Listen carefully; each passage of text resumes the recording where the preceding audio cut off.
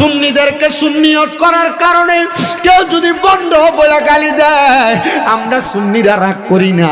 আল্লাহর কসম, আমার নবীর মিলাদকে সালাতু সালাম নিয়ে কেউ ব্যঙ্গচিত্র করলে আমরা সুন্নি মুসলমান মানতে পারি না। মুসলমানের মধ্যে অনেক মুনাফিক আছে।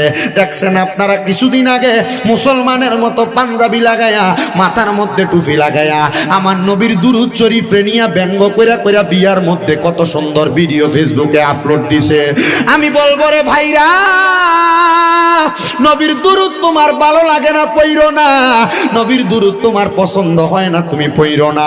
নবীর সালাম দেওয়া, নবীর কিয়াম করা তোমার পছন্দ হয় না, তুমি কইরো না। তবে তুমি এইটারে নিয়ে বেয়াদবি করার ক্ষমতা, সাহস তোমারে কেউ দেয় নাই। আল্লাহর কসম মুসলমান, আমি একটা কথা শামীম রেজা আপনাদের মাধ্যমে, সোশ্যাল মিডিয়ার মাধ্যমে জানাইয়া দিতে চাই। আমি শামীম রেজার মা বাপ তুইলা কেউ যদি গালি দেয়, আমি শামীম রেজার মনে কষ্ট যাবে না। সুন্নিদেরকে সুন্নিয়ত করার কারণে কেউ যদি বন্ধ বলে গালি দেয়, আমরা সুন্নিরা রাগ করি না। আল্লাহর কসম, আমার নবীর মিলাদকে সালাতু সালাম নিয়ে কেউ ব্যঙ্গচিত্র করলে আমরা সুন্নি মুসলমান মানতে পারি না।